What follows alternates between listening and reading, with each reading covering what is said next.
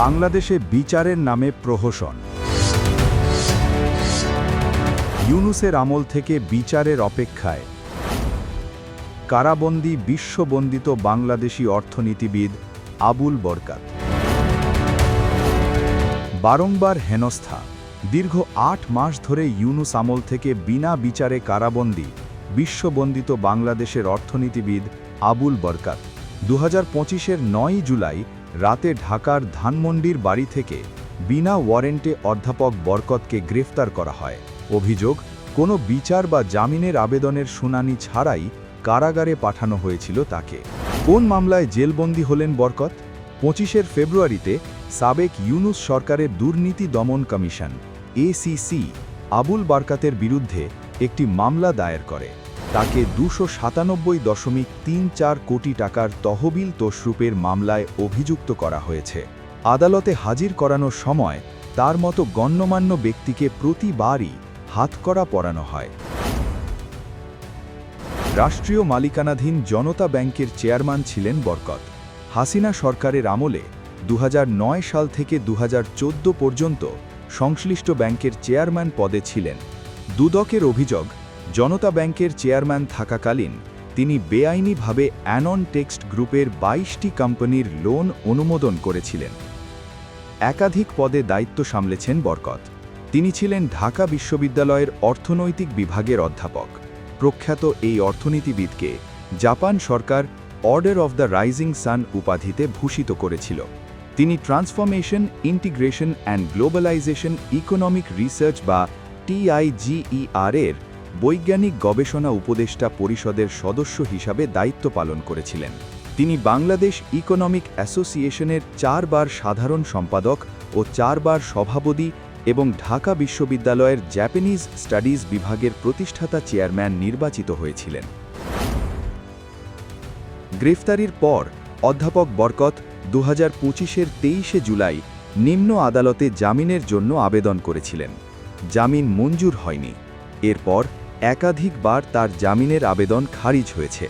আবুল বরকাতের জামিনের আবেদনের বিরুদ্ধে সরকারি কৌঁসুলি যুক্তি দিয়েছিলেন, জামিন পেলে তিনি দেশ ছেড়ে চলে যেতে পারেন বা আত্মগোপন করতে পারেন। নথিপত্র বিকৃত করার আশঙ্কার কথাও প্রকাশ করেন সরকারি কৌঁসুলি।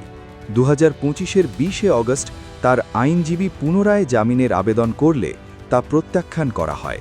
2025-এর 2 সেপ্টেম্বর অর্থনীতিবিদের আইনজীবী হাইকোর্টে জামিনের জন্য আবেদন করেন। কোনো যথাযথ কারণ না দেখিয়েই সেই আবেদন নাকচ করে দেওয়া হয়। কিন্তু এই একই মামলার আরও 6 জন অভিযুক্ত শুনানির তারিখ পান এবং পরবর্তীকালে হাইকোর্ট থেকে জামিনও পেয়ে যান। অথচ অধ্যাপক বরকতের বেলায় ব্যতিক্রম। 2025-এর সেপ্টেম্বর থেকে 2026-এর ফেব্রুয়ারি পর্যন্ত তার আইনজীবী জামিনের শুনানির তারিখ পাওয়ার জন্য বহুবার চেষ্টা করেও সফল হননি। প্রতিবারই তার সিরিয়াল নম্বর তালিকার একেবারে শেষে থাকত এবং আইনজীবীরা তার স্বাস্থ্যগত সমস্যার জরুরি অবস্থার কথা উল্লেখ করা সত্ত্বেও বিচারকরা তার জামিনের আবেদনটি শুনতে চাননি। সর্বশেষ 2026-এর 1 মার্চ শুনানির শেষে সিনিয়র বিচারপতি বলেন যে তিনি ছুটিতে যাচ্ছেন এবং 2026-এর 22 এপ্রিল রায় ঘোষণা করবেন। বরকতের আইনজীবী বিচারকদের জানান যে অধ্যাপক বরকত 8 মাস ধরে কারাবন্দী রয়েছেন এবং 6 মাস ধরে শুনানির তারিখের জন্য অপেক্ষায় রয়েছেন। এমন অবস্থায় আরও 51 দিন তাকে অপেক্ষায় রাখা অত্যন্ত অমানবিক, কিন্তু বিচারপতি নিজের সিদ্ধান্তেই অটল ছিলেন।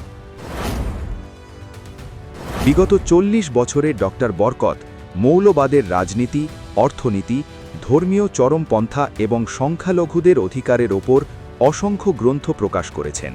সুষ্ঠু সমাজ, নারী অধিকার, বৈষম্য ও দারিদ্র্য ইত্যাদি বিষয়ে তিনি সোচ্চার ছিলেন।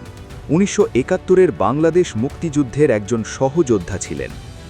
সমাজের নিপীড়িত ও প্রান্তিক জনগোষ্ঠীর একজন সোচ্চার প্রবক্তা হিসাবে অধ্যাপক বরকতের আজীবন পাণ্ডিত্য বহু প্রভাবশালী গোষ্ঠীকে চ্যালেঞ্জ জানিয়েছে। আর এই অধ্যাপক বরকত নাকি হাসিনার লোক ছিলেন।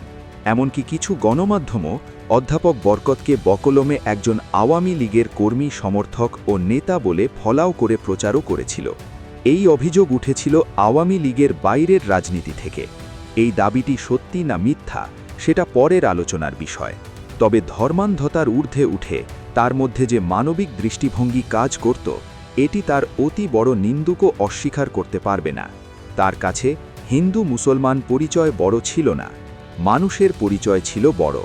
2016 নভেম্বরে আবুল বরকত বাংলাদেশে কৃষিভূমি জলাশয় সংস্কারের রাজনৈতিক অর্থনীতি শিরোনামে একটি বই লিখেছিলেন। সেখানে তিনি নির্বিকারে সতর্ক করে বলেছেন যে সংখ্যালঘু হিন্দু সম্প্রদায়ের দেশত্যাগের হার অব্যাহত থাকলে 30 বছর পর অর্থাৎ 2046 সাল নাগাদ কোনো হিন্দু অবশিষ্ট থাকবে না। আবুল বরকত উল্লেখ করেছেন যে গড়ে প্রতিদিন 632 জন হিন্দু বাংলাদেশ ছেড়ে যান। তিনি বলেন, বৈষম্য ও ধর্মীয় নিপীড়নের কারণে 1964 থেকে 2013 সাল পর্যন্ত 1.13 কোটি হিন্দু বাংলাদেশ ছেড়েছেন।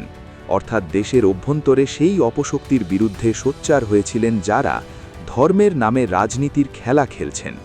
নিজে মুসলমান হওয়া সত্ত্বেও মোল্লাতন্ত্রের সমক্ষে তার কোনো আবেগ কাজ করত না। ইউনুস ক্ষমতায় আসার পর বাংলাদেশে মোল্লাতন্ত্রের ব্যাপক উত্থান ঘটে। ইউনুসের একের পর এক কর্মকাণ্ড অন্তত সেই ইঙ্গিতটিই বহন করে। ইউনুস প্রথমে কট্টরপন্থী ইসলামী সংগঠন জামায়াতে ইসলামের ওপর থেকে নিষেধাজ্ঞা প্রত্যাহার করেন। এরপর তিনি কট্টরপন্থী সংগঠন আনসারুল্লাহ বাংলা টিমের নেতা মোহাম্মদ জসিমউদ্দিন রাহমানীকে মুক্তি দেন। তার আমলে দেশের সর্বত্র দেখা গেছিল মব কালচার, বেড়েছিল হিন্দুদের ওপর লাগাম ছাড়া অত্যাচার। একদিকে যেমন মব কালচার, হিন্দু নিধনের ঘটনা বেড়েছিল, অন্যদিকে অধ্যাপক বরকতদের মতো বুদ্ধিজীবীদের জেলে ভরার প্রক্রিয়া চলেছিল সমান্তরালে। এই সব বুদ্ধিজীবীদের মধ্যে অন্যতম সাংবাদিক আনিস আলমগীর, লেখক এবং সাংবাদিক শাহরিয়ার কবিররা। 2025-এর 15 জানুয়ারি আনিস আলমগীরের বিরুদ্ধে দুর্নীতি দমন কমিশন মামলা করে।